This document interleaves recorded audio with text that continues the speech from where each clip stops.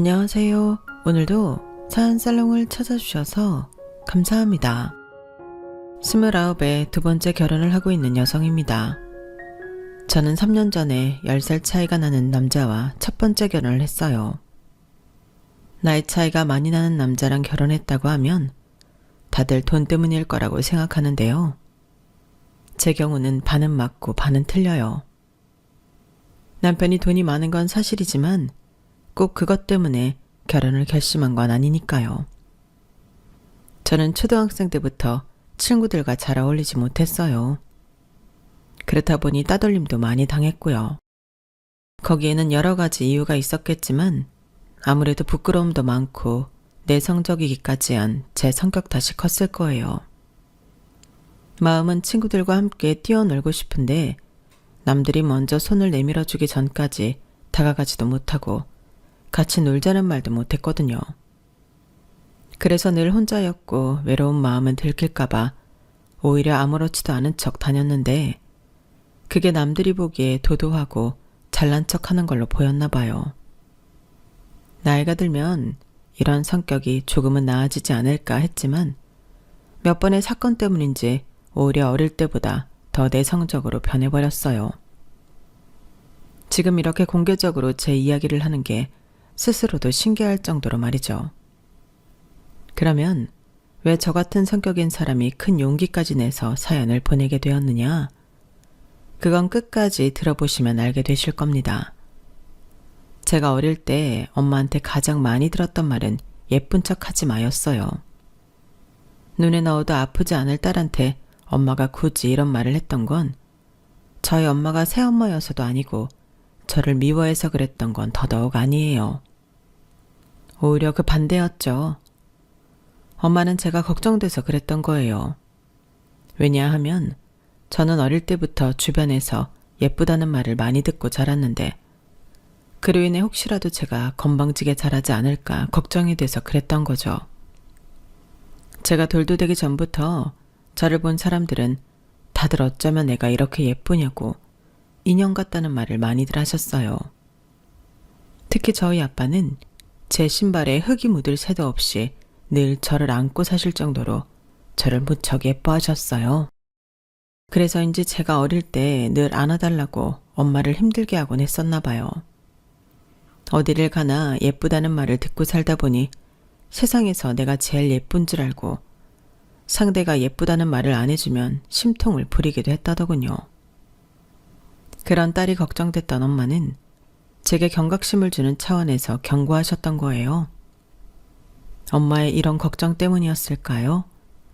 제가 자라는 동안 엄마가 걱정하는 일은 벌어지지 않았어요. 그런데 그와는 조금 다른 문제가 생기게 된 거예요. 초등학교 2학년 때였는데 태어나서 처음으로 제게 단짝 친구가 생겼는데 그게 불행의 시작이 될 줄 누가 알았겠어요. 초등학교 1학년 때는 아직 스스로 무언가를 판단하고 결정할 수 있는 나이가 아니잖아요. 그러다가 1년간 학교에서 단체 생활을 하면서 사회성도 익히고 우리 문화도 경험하면서 변화가 생기기 시작한 거예요. 엄마들이 짝을 지어준 아이들과 어울리기보다는 내 마음에 드는 아이들과 직접 친구를 사귀게 된 거죠. 그렇게 만난 친구와 저는 좋아하는 애니메이션도 같고 좋아하는 색상도 같고 무엇보다 같이 있으면 신나고 좋았어요. 거기다 친구가 저랑 같은 학원에 다니게 되면서 마치 영혼의 단짝인 것처럼 늘 붙어 다니게 되었어요. 그런데 생각지도 못한 일이 생긴 거예요. 저랑 같은 유치원을 나오고 같은 학교에 같은 학원까지 다니는 남자애가 자기 생일 파티에 저를 초대한 거예요. 거기까지는 좋았는데 제 친구는 초대를 안 한 게 문제였죠. 저는 그 남자애가 저랑 유치원 때부터 알고 지낸 사이라서 나를 초대한 걸 거라고 말했지만 친구는 왠지 기분이 안 좋아 보였어요. 그리고 그 즈음부터 친구와 저와 거리를 두는 게 느껴졌어요. 학교가 끝나면 늘 같이 집에 가고 학원에 갈 때도 같이 만나서 가곤 했었는데 언제부턴가 제가 아닌 다른 친구랑 다니더라고요. 그래서 친구한테 왜 나만 빼고 다른 친구랑 같이 다니냐고 물었더니 수진이 너도 나만 빼고 진우 생일 파티에 갔잖아. 그건 진우 생일 파티니까 내 마음대로 할 수 없는 거였잖아. 그리고 내가 혜지 너한테 물었을 때 가도 된다고 했으면서. 그런다고 혼자 가면 어떡해? 내가 진우 좋아하는 거 알면서. 난 몰랐어. 네가 나한테 말해준 적 없었잖아. 알았으면 안 갔을 거야. 그땐 오해를 풀면 다시 예전처럼 친하게 지낼 수 있을 거라고 생각했어요. 엄마도 그럴 거라고 말해주었거든요. 하지만 제 바람과는 달리 친구는 이후 저를 괴롭히기 시작했어요. 소극적인 성격 탓에 다른 아이들과 잘 어울리지 못했던 제 성격을 이용해 제 뒤에서 저와 반 아이들 사이를 이간질을 하고 제가 하지 않은 말들을 퍼뜨리고 다닌 거예요. 그 바람에 같은 반 아이들은 다들 저와 말도 하려 들지 않았어요. 한마디로 완전히 왕따가 되어버린 거였죠. 제가 자신이 좋아하는 남자아이한테 생일 초대를 받았다는 이유만으로요. 그렇게 시작된 왕따는 학년이 올라가고 친구와 반이 달라졌음에도 여전했어요. 믿었던 친구한테 상처를 받고 어린 나이에 감당하기 힘든 경험을 하게 되자 안 그래도 내성적이고 소극적이던 제 성격은 더더욱 심해졌어요. 그러다 중학교를 그 친구와 다른 학교에 배정받으면서 상황은 조금 나아졌지만 사람에 대한 불신이 있던 탓에 친구를 사귀는 건 여전히 어려웠어요. 그러다 고등학교에 들어가서 다시 친구를 사귀게 되었는데 좋은 친구를 만났다는 안도감 때문이었을까요? 내내 가슴에 상처로 남아있던 초등학생 때 당했던 왕따 얘기를 친구한테 했는데 그 일로 또다시 배신을 당하게 된 거예요. 그날은 친구가 청소당번이라서 제가 운동장 스탠드에서 친구를 기다리고 있었는데 아무리 기다려도 나오지 않더라고요. 그래서 교실로 가봤더니 글쎄 같은 청소조 아이들한테 제 이야기를 하고 있지 뭐예요. 니들도 알지?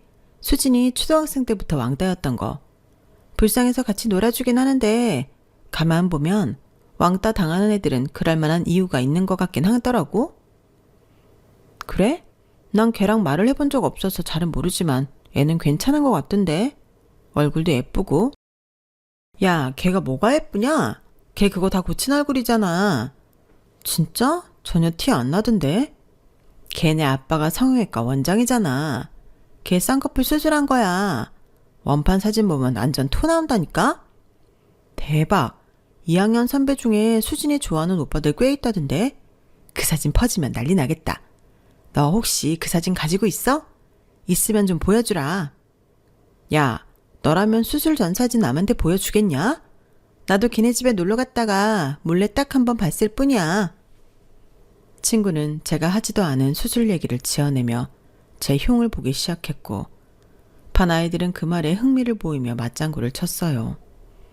내가 성형수술을 했더니 정말 어이가 없었어요.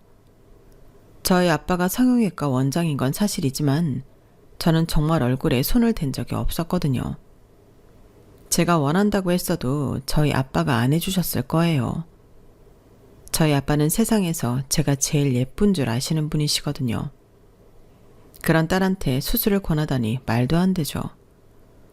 도대체 왜 친구들이 저를 이렇게 미워하는지 모르겠지만 같은 일을 2번 당하고 보니 이미 내성이 생겨서 그런가 이번엔 화가 나긴 했어도 마음의 상처는 전보다 덜했어요. 하지만 이번 일로 저는 친구라는 존재에 대해 아예 마음을 닫게 되었어요. 그렇다고 해서 없는 말을 지어내 저를 이상한 사람으로 몰아가는 친구를 그냥 두고 볼 수는 없었어요. 그래서 교실로 들어가 애들 앞에서 말을 했어요. 김자영, 내가 성형수술을 했다는 그 말 증명할 수 있어? 내가 어디를 고쳤는데? 눈? 아니면 코? 눈이 있으면 와서 봐. 수술했으면 수술 자국이 있어야 하는데 내 눈엔 그런 거 없잖아. 코도 이렇게 손으로 뭉개도 멀쩡하고. 그런데도 수술을 했다고? 말해봐. 내가 정말 수술한 거니? 김자영, 말해보라고. 아니, 난 그냥 너희 아빠가 성형외과 의사니까. 아빠가 성형외과 의사면 그 딸들은 다들 성형수술하니? 너는 그게 말이 된다고 생각해? 그래, 내가 초등학생 때 왕따 당한 건 사실이야. 하지만 내가 잘못해서 그런 것도 아니고 난 어디까지나 피해자였다고. 어떻게 친구라는 사람이 이럴 수가 있니? 한 번만 더 있지도 않은 얘기 소문내고 다니면 나 너 고소할 거야. 그러니까 입 조심하고 다니라고. 더는 친구고 뭐고 없어도 상관없다고 생각했어요. 그래서 참았던 분노를 그대로 폭발해버렸죠. 그랬더니 다음 날로 학교에 소문이 퍼지더라고요. 제 성격이 장난 아니라고요. 더러운 성격 탓에 친구가 없는 거라나 뭐라나. 그때부터였던 것 같아요. 속에 가시를 세우고 살게 된 거는요. 고등학교를 졸업하고 항공운행학과를 나와 승무원 생활을 할 때도 저는 늘 혼자였어요. 2번이나 친구한테 받았던 상처 때문이었는지 혼자 있는 게 외롭다고 느껴지지는 않았어요. 오히려 어떤 면에선 편하게 느껴지더라고요. 나를 헐뜯고 괴롭히는 사람들을 친구라는 이름으로 옆에 두기보다는 차라리 혼자 마음 편히 지내는 게 낫겠다 싶었으니까요. 승무원 생활은 몸은 고단했어도 해외 곳곳을 가볼 수 있어서 좋았어요. 스케줄상 길게 여행을 할 수는 없었지만 혼자 낯선 도시를 즐기기에는 충분한 시간이었거든요. 내 일을 즐기고 빠져서 살았기 때문에 사실 연애를 할 시간이 없었어요. 연애할 시간이 없었다는 거지 사람을 만날 시간까지 없는 건 아니었어요. 비행 중이나 비행을 마친 뒤 의외로 남자 승객들로부터 여러 번 대시를 받곤 했거든요. 그 밖에도 동료나 선후배들이 소개팅 주선을 하기도 했어요. 물론 매번 거절을 해왔죠. 하지만 그날만큼은 그러지 못했어요. 제가 도움을 받을 일이 있는 선배의 주선이었거든요. 내 친구 동생인데 대학도 좋은 데 나왔고 세무사니까 직업도 훌륭한데 연애를 안 하겠다는 거야. 인물이라도 빠지면 말도 안 해. 그 잘난 애가 왜 아직까지 연애도 안 하고 사는 건지 원. 내 친구랑 친구 어머니가 한 걱정이라니까. 아무리 여자에 관심 없는 녀석이라지만 수진 씨라면 녀석도 마음이 흔들릴 거야. 모든 주선자들이 다들 그러겠지만 선배 역시 자신이 소개하는 남자에 대해 인물, 학벌, 직업까지 뭐 하나 빠지지 않는 사람이라며 입에 침이 마르도록 자랑을 했어요. 이런 경우 정작 만나보면 그렇지 않은 경우가 더 많지만요. 그래서 큰 기대는 않고 약속 장소에 나갔어요. 그런데 웬걸? 정말 선배가 했던 말 그대로더라고요. 딱 한 가지만 빼고요. 그건 바로 인성이었어요. 처음 보는 상대 앞에서 어찌나 무례하게 굴던지. 제가 남자 못 만나서 안달이 난 사람도 아니고 자기 아니면 안 되는 사람도 아닌데 마치 자신이 하회와 같이 큰 아량을 베풀어 한번 만나준다는 식으로 나오지 뭐예요. 승무원 월급이 뭐 얼마 되나? 애들 껌값이지. 아, 나 그쪽을 무시해서 그러는 게 아니라 내 월급에 비하면 그렇다는 거예요. 나 같은 전문직들이 월급이 센 건 사실이니까. 그래서 그쪽도 소개팅에 나온 거 맞잖아요. 학벌 좋고 직업 확실하고 돈도 잘 버는 남자 만나려고. 거기다 나 정도면 외모도 어디서 안 빠지는 수준이니 여자 입장에선 완전 땐 잡는 거지. 물론 내가 만나준다는 전제하에 말이지만. 승무원 생활을 하면서 별의별 사람들을 상대해온 저였지만 이 남자 정도면 그 중에서 상급에 속할 정도로 개차반이었어요. 그래서 저도 모르게 진상 승객을 대할 때 나오는 가짜 미소를 짓게 되더군요. 일종의 방어 전술처럼요. 그랬더니 그걸 또 곡해했는지 그러네요. 그쪽은 내가 무척이나 마음에 드는 모양인데 솔직히 나는 아직 30% 정도? 그 정도밖에는 마음이 안 열리네요. 내가 좀 허들이 높은 사람이라서. 솔직히 나 정도 되는 사람이면 그래도 되잖아요. 안 그래요? 승무원 생활 해봤자 우리 회사 고졸 여직원 월급 수준인데 억대 연봉 남자 만나 팔자 고치면 인생 승리 아닌가? 친구들 앞에서도 어깨에 힘줄 정도는 되잖아요. 그러니까 나한테 잘 보여봐요. 아양을 떨든 유혹을 해보든 혹시 아나? 가상에서 점수 좀 올려줄지. 듣자 하니 정말 끝도 없이 까부러대는데 이 정도면 선배 얼굴 봐서 참을 만큼 참아준 것 같아서 일어나기 전에 한마디 하려고 했어요. 그런데 꼴값은 하여간에 어줍잖은 것들이 꼭 저런다니까? 건너편 테이블에 앉아있던 정장 차림의 남자분이 혀를 차며 말했어요. 그러자 제 소개팅 상대가 불쾌한 표정을 지으며 혹시 자기한테 한 소리냐고 물었어요. 그러자 여유있게 미소를 지으면서 확인사살을 하더군요. 그래도 귓구멍은 뚫린 모양이네. 소개팅? 아니면 선? 그게 뭐가 됐든 예의 좀 지키지 그래. 젊은 친구가 어디서 어떻게 굴러먹다 와서 그렇게 인성이 개차반이 됐는지는 모르겠지만 이런 자리에서까지 갑질을 하는 건 너무 찌질하잖아. 그리고 제3자 입장에서 한마디 하자면 여자분이 그쪽한테는 너무 과분한 사람인 것 같아. 당장이라도 테이블 뒤엎고 내가 데리고 나가고 싶을 정도로. 그 말에 소개팅 남자는 개거품을 밀고 욕설을 퍼부었고 그 바람에 직원에 의해 쫓겨나고 말았어요. 소개팅 남자는 나갔지만 여전히 사람들 시선이 제게 향하고 있어서 저도 서둘러 가방을 챙겨 나가려고 했어요. 그런데 그때 사건의 주범인 남자가 저를 불러 세우더군요. 미안해요. 나 때문에 엉망이 돼서. 괜찮아요. 그쪽이 아니었다면 제가 테이블을 뒤집고 나갔을 테니까요. 그래도 고맙다는 말은 못하겠네요. 덕분에 저도 창피를 당한 셈이니까요. 그럼 사과의 의미로 제가 식사 대접을 해도 될까요? 이 호텔 일식당이 꽤 괜찮거든요. 그날은 정말 제가 뭐에 씌었는지 모르겠지만 난생 처음 보는 남자 때문에 소개팅을 망쳐놓고도 그 남자랑 같이 저녁까지 먹고 말았어요. 딱 봐도 저희 집 막내 삼촌 또래로 보이는 남자는 행동 하나하나가 여유롭고 자연스러워 보였어요. 제 또래 남자들한테는 볼 수 없는 그런 모습에 저도 모르게 편안함을 느꼈던 것 같아요. 대화할 때나 어떤 행동을 할 때 강압적이지 않으면서 자연스럽게 리드해 나가는 모습도 꽤 인상적이었어요. 어릴 때 친구 문제로 힘들었던 탓에 사람에 대해 일단 철벽부터 치고 보는 저조차도 경계심을 무너뜨릴 정도로 편했거든요. 그래서 그날 사건 이후에도 저는 이 남자와 연락을 이어가게 되었어요. 소개팅 남자는 기억도 안 날 정도였거든요. 다음날 소개팅을 주선한 선배는 소개팅 자리에서 무슨 일이 있었냐고 묻더군요. 그래서 있는 대로 다 얘기해줬더니 너무 미안하다며 몇 번이나 사과를 했어요. 평소 잘난 척을 좀 하기는 하는데 자기 누나 친구라 편해서 그런가 보다 했다며 평소에도 그런 줄 알았다면 소개팅 주선은 안 했을 거라고 엄청 미안해했어요. 사실 저로서는 소개팅 남자 덕분에 괜찮은 남자를 만나게 됐으니 오히려 고마울 정도인데 말이에요. 결혼은 사랑하는 사람이 아니라 편한 사람이랑 하게 된다고 하더니 저 역시 그랬어요. 예상치 못한 일로 만나게 된 우리는 1년 가까이 연애를 이어가다가 결혼까지 하게 되었거든요. 나이 차이 때문에 혹시라도 저희 부모님이 반대하시진 않을까 걱정했는데 의외로 나이에 대해서 문제 삼지 않으시더라고요.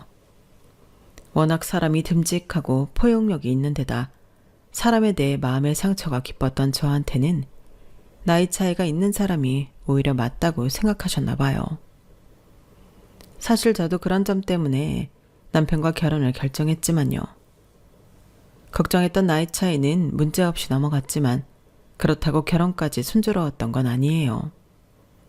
어머님이 제가 일을 하는 걸 반대하셨거든요. 아니, 우리 아들이 벌이가 남들만 못한 것도 아니고 내가 널 시집살이 시키겠다는 것도 아닌데 왜 나가서 일을 하겠다는 거니? 나도 해외에 자주 나가봐서 하는데 승무원 일이 좀 힘든 일이니? 이 사람 저 사람 비위 맞춰줘야지. 비행 내내 서서 일해야지. 정신적으로도 육체적으로도 힘든 일이잖아. 그래도요 어머님, 힘든 만큼 보람도 있는 일이에요. 아직은 나이도 있고 조금 더 일하고 싶어요. 아, 나는 말이다. 밖에서 일하는 내 아들을 챙겨줄 며느리를 원했어. 네가 직업이 승무원이다 보니 나이가 어려도 남편 챙기는 일은 어련히 잘하겠나 싶어서 허락한 결혼인데 계속 일을 하겠다고 하니까 솔직히 좀 곤란하구나. 이 결혼을 시켜야 되나 싶어서. 대부분의 한국 시어머니들이 그렇겠지만 아들의 아내가 아닌 아들을 키워줄 자신의 분신을 며느리라는 이름으로 드리고 싶어 하는 것 같았어요. 그래서 고부간의 갈등도 생기고 시어머니 때문에 이혼을 결심하는 여성들이 많은 걸 거예요. 제일 문제는 상견례 자리에까지도 양가 부모님들 간의 설전이 이어졌고 결국 제 남편의 중재 덕에 좋은 쪽으로 결정이 났어요. 제가 임신하기 전까지 일하는 걸로 말이죠. 어차피 임신을 하면 더 이상 일을 하기 힘들 테니 저로서는 제가 바라는 대로 했어요. 결혼식 준비를 하면서 알게 된 건데 남편은 제가 알던 것보다 재력이 더 좋은 사람인 것 같았어요. 결혼식장도 그렇고 우리가 살 신혼집도 그렇고 누가 봐도 입이 떡 벌어질 정도였거든요. 유명 연예인들과 재벌 자녀들이 주로 식을 올리는 유명 호텔 결혼식장과 연예인들과 유명 인사들이 이웃인 고급 빌라는 모두 남편이 준비했어요. 결혼식장을 찾은 남편 쪽 하객들 중에는 TV에서 익히 봐왔던 연예인과 유명 인사들도 꽤 있더라고요. 축가 역시 유명 가수가 불러주어서 제 결혼식에 참석했던 동료들이 다들 놀랄 정도였어요. 덕분에 그날 이후 직장 동료들은 저를 마치 백마탄 왕자를 만난 신데렐라 보듯 했어요. 하지만 정작 저는 이렇게 화려한 결혼 생활이 이어질수록 뭔가 찜찜하고 불길한 기분에 사로잡히게 되었어요. 남편이 사업을 하는 건 결혼 전부터 알고 있었지만 정확히 어떤 분야 사업을 하는지는 솔직히 잘 몰랐거든요. 제가 물어볼 때마다 대답을 해주기는 하는데 그게 뭐랄까 실체가 없어 보이는 느낌이랄까요? 남편 말로는 원래 자신이 하는 사업이 그런 거라고 하긴 했지만 그건 거짓말이었어요. 나중에서야 그 업종이 원래 실체가 없는 업종이 아니라 남편의 사업이 정상적이지 않았기 때문에 그랬다는 걸 알게 됐거든요. 남들이 보기에는 뭐 하나 아쉬울 것 없이 풍요롭고 화려한 결혼 생활로 보였겠지만 저는 살얼음판을 걷는 심정으로 하루하루를 보내면서 반년이 지났어요.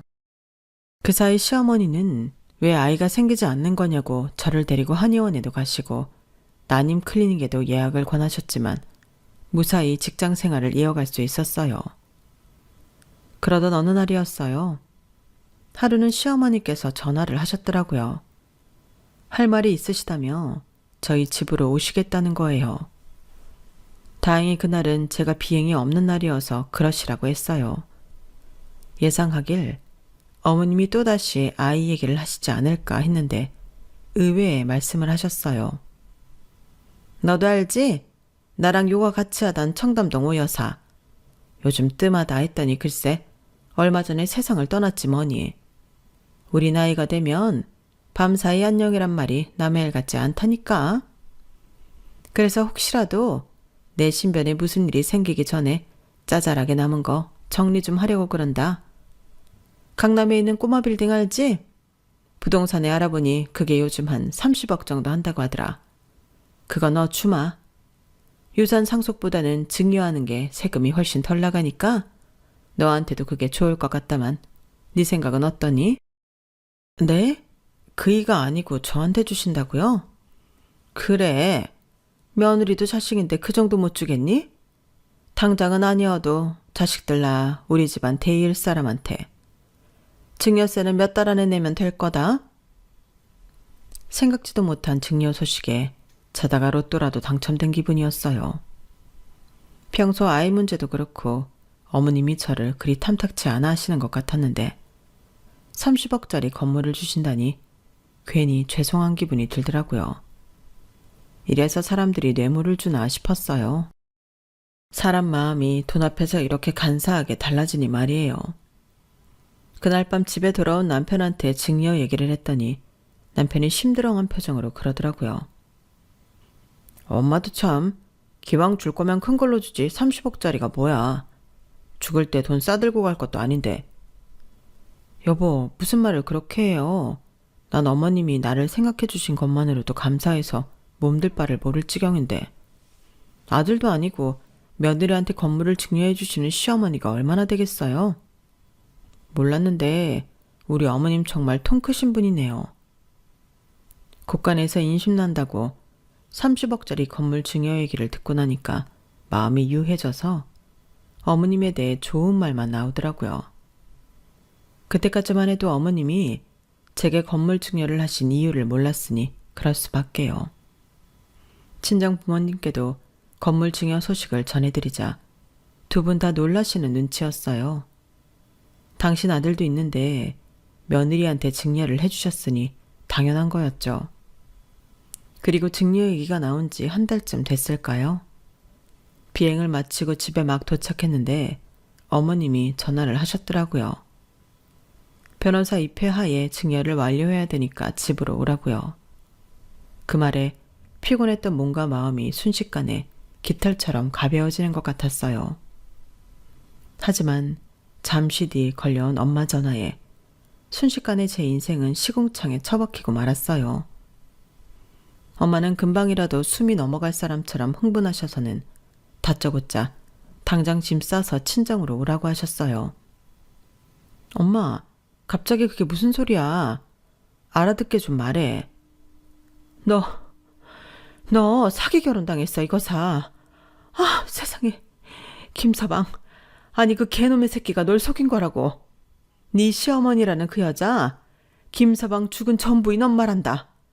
네 남편 장모라고. 세상에 어쩜 이렇게 사람을 감쪽같이 속일 수가 있니? 어떻게 내 딸 인생을 이렇게 망가뜨릴 수가 있냐고. 수진아, 길게 얘기할 시간 없다. 당장 집으로 와. 그 집에서 어서 나오라고. 속사포처럼 쏟아내는 엄마의 말에 정신이 멍해졌어요. 남편의 전부인은 뭐고 시어머니가 내 남편 장모라는 건 또 무슨 소린지 도저히 이해가 안 갔거든요. 하지만 우리 엄마가 실없이 전화해 이런 말도 안 되는 소리를 하실 분은 아니었기에 엄마 말대로 대충 짐을 싸서 친정으로 향했어요. 제가 친정에 도착하자마자 엄마가 현관까지 달려나오셔서는 저를 끌어안고 펑펑 우시더라고요. 집에는 연락을 받고 오셨는지 아빠도 와 계셨어요. 그렇게 엄마한테 자세한 얘기를 듣게 되었어요. 내가 오늘 백화점에 갔다가 땡땡 대학병원 박 과장님 부인을 만났지 않겠니? 너도 알지? 아빠랑 대학 동기인 박 과장님.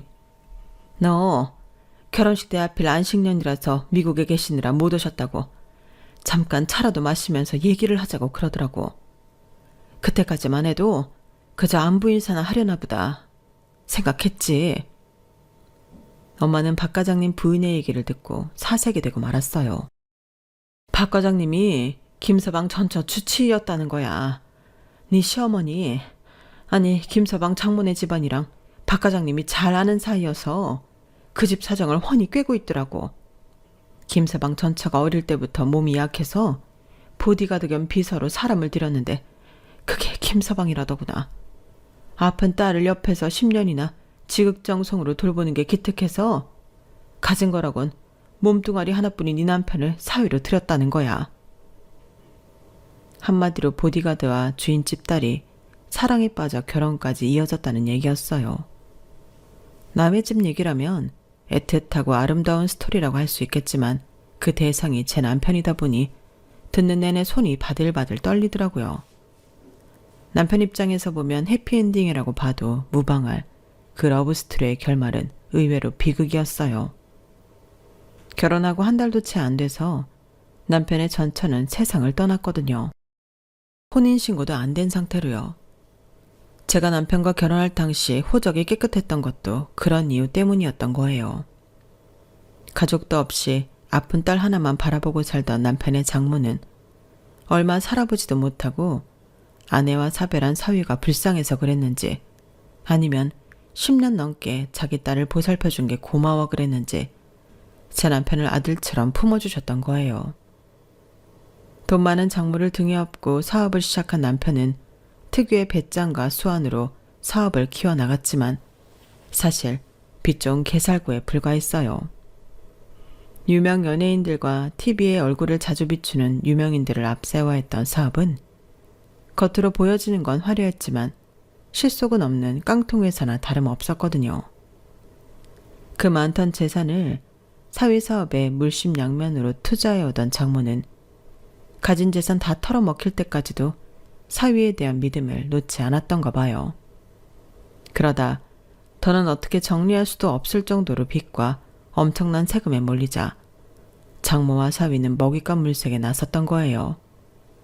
그렇게 걸린 게 바로 저였던 거죠.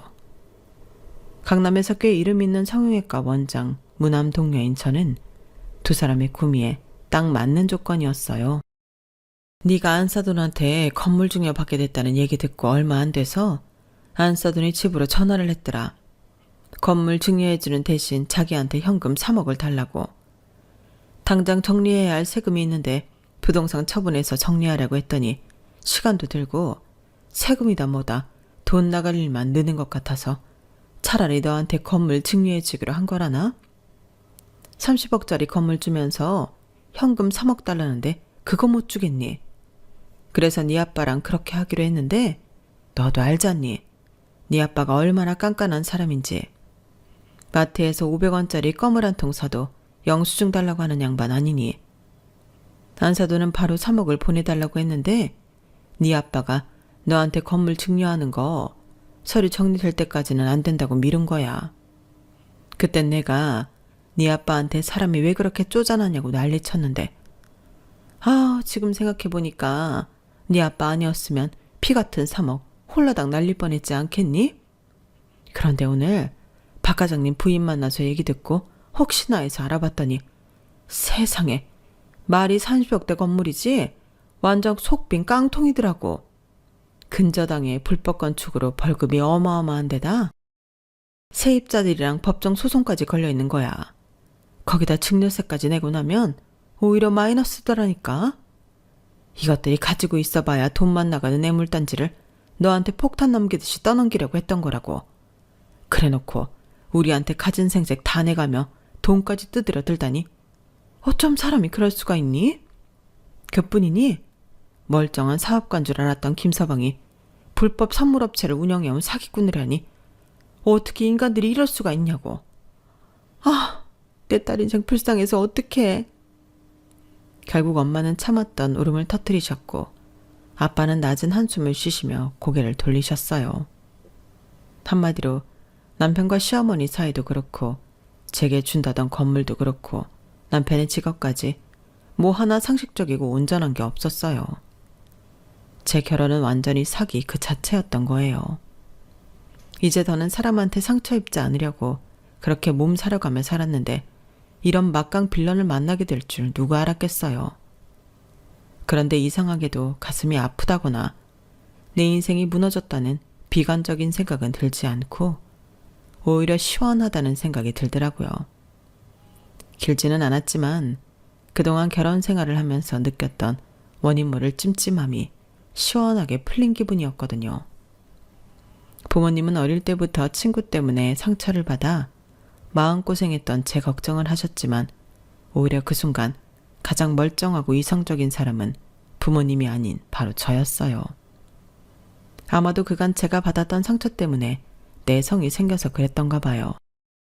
그날 시어머니는 제게 몇 번이나 전화를 하셨고 저는 전화를 받지 않았어요. 그러자 왜 안 오냐며 몇 번이나 닭달 문자를 보내시더군요. 급기야 남편까지 전화와 문자를 해대는데 이것들이 아주 똥줄이 탄 모양이다 싶었어요. 장모와 사위가 제게 줄기차게 전화를 하는 사이 저는 이혼 전문 변호사 사무실을 찾아가 상담을 했어요.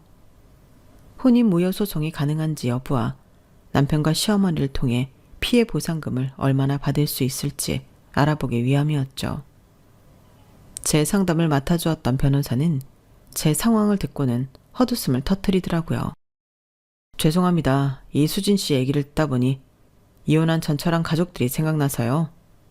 사실 저도 이수진 씨랑 비슷한 사기 결혼을 당했거든요. 제가 이혼 전문으로 분야를 바꾼 것도 그 때문이고요. 아무튼 잘 오셨습니다.